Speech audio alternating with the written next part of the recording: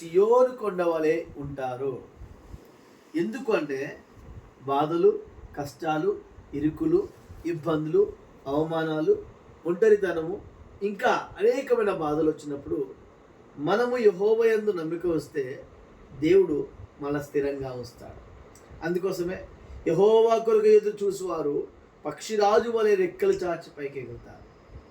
అంటే దేవుని యొక్క సన్నిధిలో ఎవరైతే నీతిగా, నిజాయితీగా, యథార్థంగా, నమ్మకంగా ఆయన మీద ఆధారపడి బ్రతుకుతారో వారు ఎన్ని బాధలు వచ్చినా, ఎన్ని కష్టాలు వచ్చినా, ఎన్ని ఇరుకులు వచ్చినా, ఎన్ని ఇబ్బందులు వచ్చినా వారు ఏం చేస్తారంటే ఏ మాత్రం కదల్చబడరు.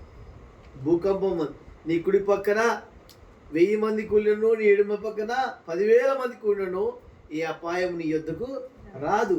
ఎందుకు? వాళ్ళు కదల్చబడలేదు. షడ్రక్, మెషక్, అబేద్నెగోలు వాళ్ళు ఎక్కడ అగ్నిగుండంలో పడవేయబడ్డప్పుడు వారు కదల్చబడలేదు. వాళ్ళ విశ్వాసం కదలలే.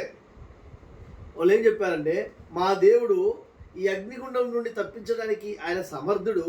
ఒకవేళ ఆయన మమ్మల్ని ఈ పరిస్థితి నుండి మమ్మల్ని బ్రతికించకపోయినప్పుడు కూడా మేము ఏమాత్రము ఈ విగ్రహానికి మేము మొక్కమని చెప్పారు.